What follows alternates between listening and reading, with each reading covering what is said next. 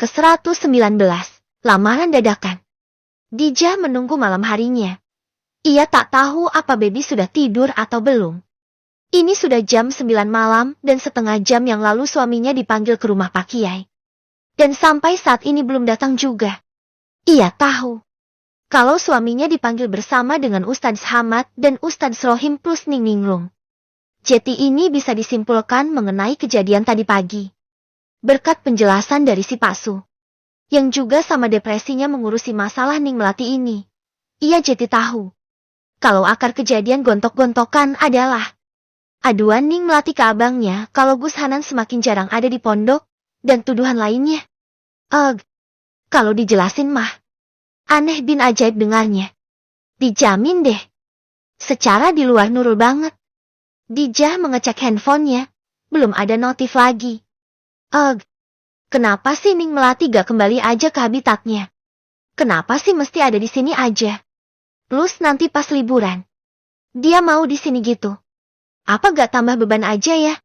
Ya ngerti sih kekurangan guru, tapi ya gak gini amat kan. Ia sedang melamun sendirian sambil ngabisin kuaci yang ada di stol lemarinya. Itu kuaci udah 2 minggu nganggur dan baru tersentuh saat ini. Ada 2 bungkus kemasan 250 gram. Pegel-pegel dah tuh bibir bukain kulit kuaci pakai gigitan. Tapi ya walau malas di awal, endingnya terus-terusan juga dimakan. Itulah keajaiban sebuah kuaci. Apa segerombol kuaci harusnya. Jam 9:30 ia dapat SMS dari Ning Ninglung, dan isinya mengkhawatirkan.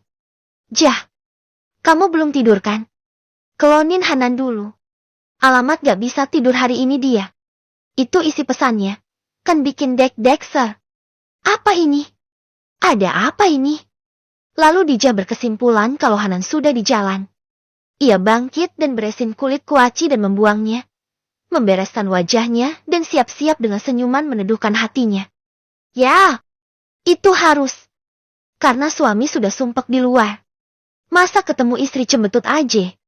Benar saja. Tak lama ada suara ketukan di pintu dan Dija cepat membukanya. Suaminya. Mukanya sudah terlipat. Maksudnya, dahinya ya. Dan bukan kelipet kayak baju juga. Sumpek gitu.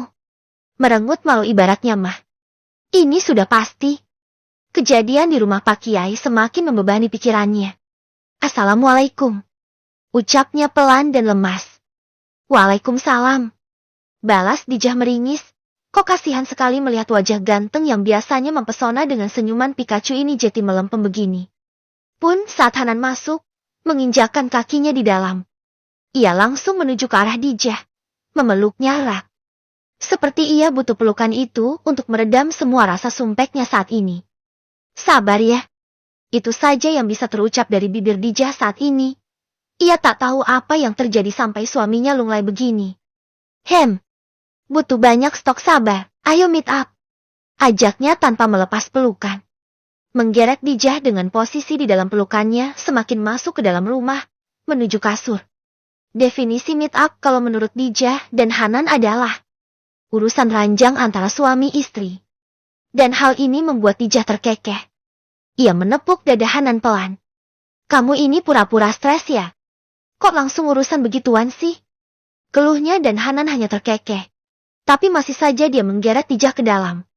Semakin dalam, walau ia tak sukses membuat istrinya itu duduk di kasur, seperti niatan awalnya. Dijah mengelak dan bisa lepas dari pelukannya di detik terakhir. Bukannya cerita, malah main langsung aja. Smackdown. Kamu ini Hulk Hogan apa Gus Hanan sih? Keluhnya terkekeh, melirik lucu ke arah suaminya. Hanan hanya mengusap wajahnya kasar. Dia benar sudah stres dan butuh hiburan. Ya, gimana Jah? Aku butuh hiburan dan pelepas stres.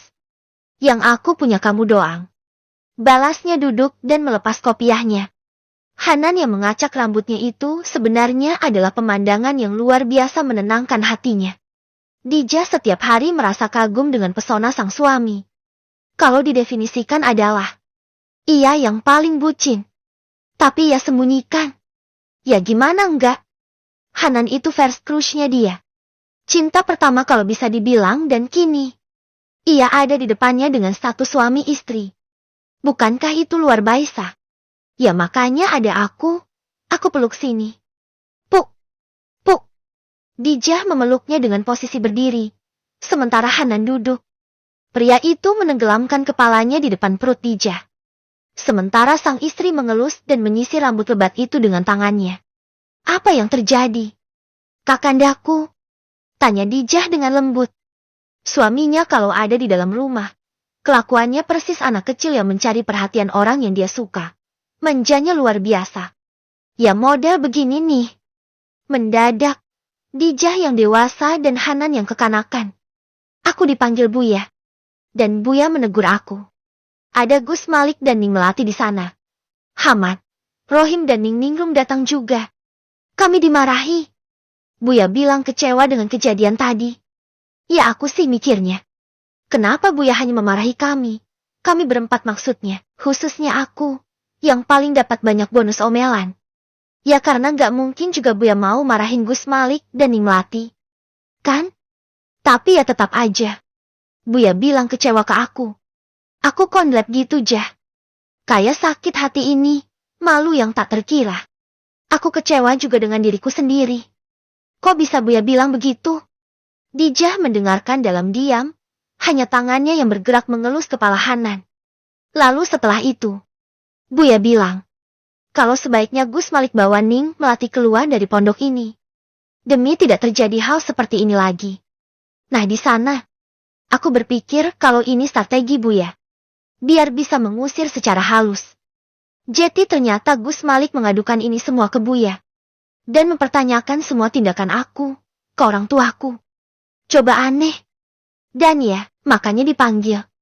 Lalu Buya ngomelin kami. Tapi endingnya nyuruh mereka keluar. Kan sebenarnya bisa berakhir bagus. Win-win solution kan? Mereka mau aku ditegur. Dan mereka dapat. Lalu kami mau mereka keluar. Dan kami dapat.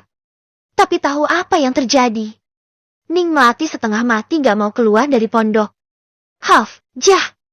Apa ada ya jurus biar orang itu balik ke rumahnya? Coba lempar garam. Celetuk pijah gak sengaja. Nyeplos aja itu mulut.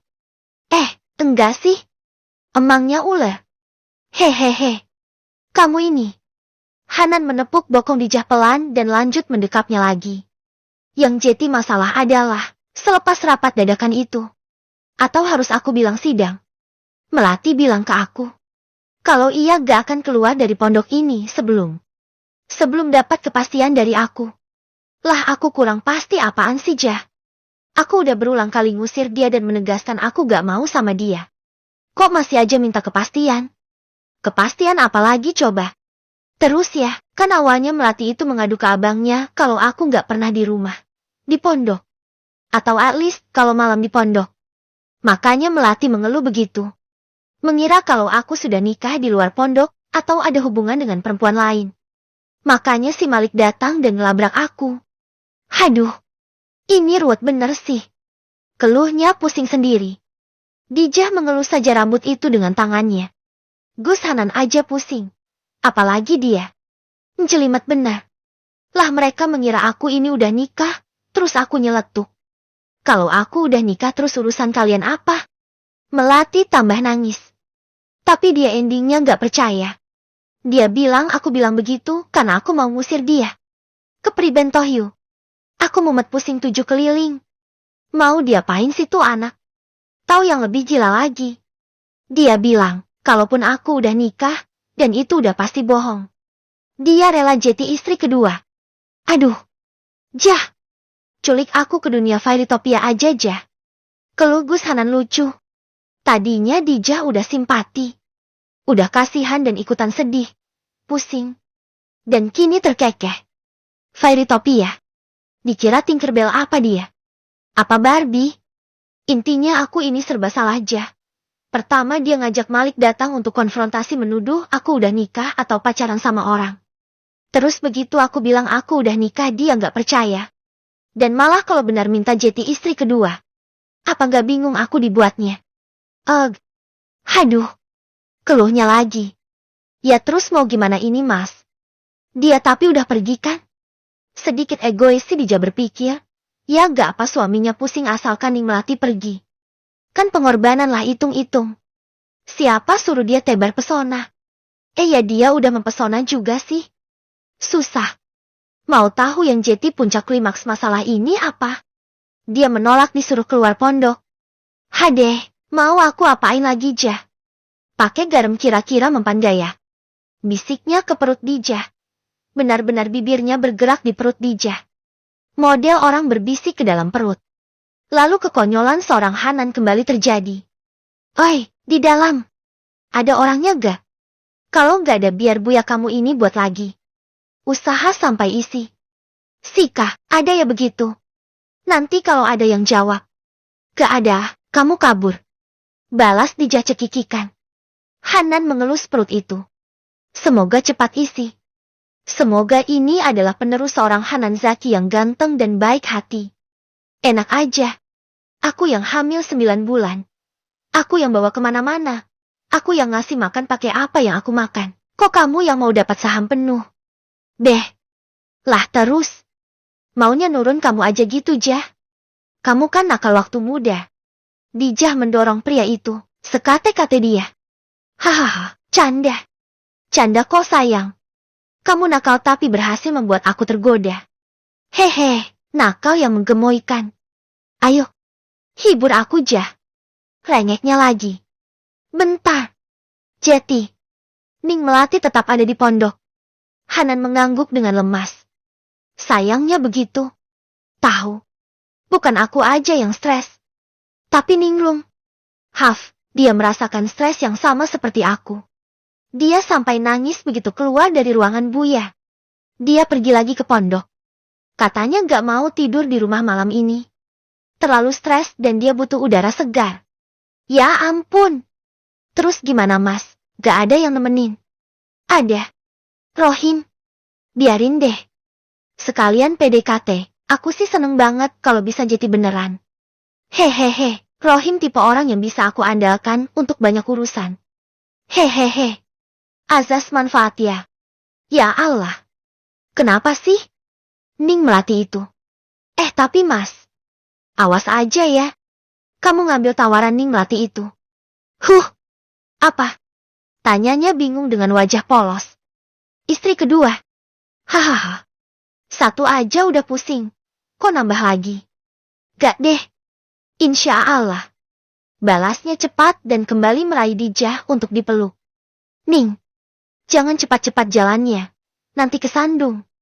Ucap pria yang berjalan mengikuti Ning Ningrum yang sejak tadi keluyuran di sekeliling pondok. Maksudnya keluyuran di sini berputar munyer-munyer aja di lingkungan pondok gak ada berhenti dan gak ada polanya yang khusus. Gak tahu apa maksudnya. Dari muterin asrama 1, lalu ke asrama 2, lalu ke gedung MTS, ke gedung mah, ke kantor. Pokoknya muter terus. Bahkan dia sudah memutari lapangan di depan MTS 3 kali. Dan pria di belakangnya ikutan dimuter juga. Tapi yang diajak bicara masih saja berjalan dalam diam. Pikirannya kalut. Dan terus berjalan. Tak mau berhenti. Ia berpikir. Kalau ia terus berjalan sedikit pikirannya teralih. Ning Ningrum super kesal. Depresi dan tak tahu lagi harus bagaimana. Dia kehabisan akal. Satu hal. Dia lelah dengan semua drama ini. 2. Dia mau Hanan lepas dari Melati. 3. Dia mau Melati dan Malik gak ikut campur di sini lagi. Ia sudah muak dengan semua ini. Kiai Halil adalah orang yang sangat dihormati. Dan sosoknya sangat berjasa untuk pondok ini. Tapi Kiai Halil juga orang yang baik. Sama sekali tak seperti ini. Gak tahu ini anak 2 Nurun dari mana sifatnya. Kok ngeselin banget. Mental nol. Jangan berikan semua yang anak mau sejak ia kecil. Kadang harus tak dituruti. Kalau semua dikasih. Kayaknya jadinya model kayak Malik dan Melati ini palingan. Gak mau nurut. Gak mau nerima kenyataan kalau apa yang ia mau tak bisa digapai. Hidih.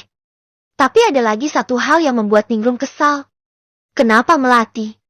Temannya itu berubah seperti ini. Dulu ia dekat. Ya gak dekat banget sih. Tapi Ningrum masih cukup sering ngobrol asik dengannya. Walau mereka memang sejak awal beda selera. Melati lebih high class dibanding Ningrum. Itu jelas. Ningrum. Aku punya jalan keluar untuk masalah ini. Aku bisa buat Melati keluar dari pondok ini, dan membuat Malik gak ikut campur atas urusan apapun bersangkutan dengan pondok ini. Tanpa membuat Kiai Halil sakit hati atau tersinggung. Ucapan Ustadz Rohim itu membuat Ningningrum diam, berhenti dan berbalik. Ia menyadari kalau pria ini baru saja memanggilnya dengan nama saja. Tanpa belum bake, Ningke. Bukan gila hormat. Tapi dirinya lebih tua daripada si Rohim itu. Kok songong bener. Dia juga gak memanggil Melati Ning, plus si Malik. Dengan panggilan Gus. Apa saking kesalnya ya? Tapi apa dia bilang?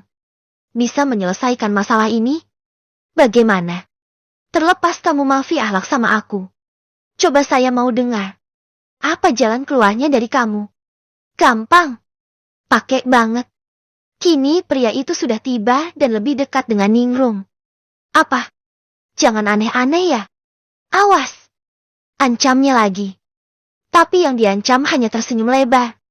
Gak aneh-aneh. Gak macam-macam juga. Cuma semacam.